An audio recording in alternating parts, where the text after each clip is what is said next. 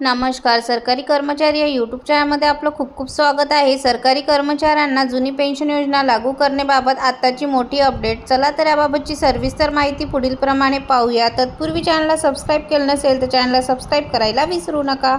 सरकारी कर्मचाऱ्यांना जुनी पेन्शन योजना व निवृत्तीचे वय वाढ करण्याबाबत सरकार सकारात्मक विचार करीत आहे. याबाबतची आताची सविस्तर अपडेट पुढील प्रमाणे जाणून घेऊया. जुनी पेन्शन योजना ओल्ड पेन्शन्स. सध्या देशातील सर्व सरकारी यंत्रातील सरकारी कर्मचाऱ्यांकडून जुनी पेन्शनसाठी लढा सुरू आहे.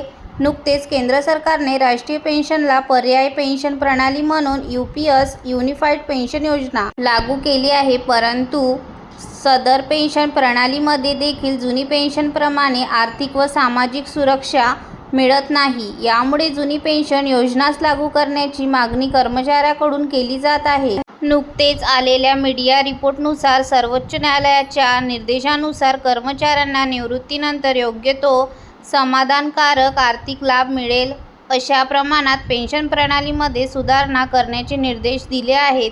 यामुळे केंद्र सरकारमार्फत पेन्शन प्रणालीमध्ये पुन्हा एकदा संशोधन करण्यात येत आहे. निवृत्तीचे वय वाढीवर केंद्र सरकार सकारात्मक असून प्राप्त माहितीनुसार केंद्र सरकारी कर्मचाऱ्यांचे निवृत्तीचे वय हे 60 वर्षे-वरून 62 वर्षे इतके करण्यात येणार आहे. कारण केंद्र सरकारच्या सर्वच विभागांमध्ये रिक्त पदाची संख्या मोठ्या प्रमाणात आहे. शिवाय पदभरती प्रक्रिया ते नियुक्तीपर्यंत बराच अवधी लागत असल्याने निवृत्तीचे वय वाढीस केंद्र सरकार सकारात्मक विचार करीत आहे. याबाबत लवकरच अधिकृत निर्णय घेतला जाईल. धन्यवाद.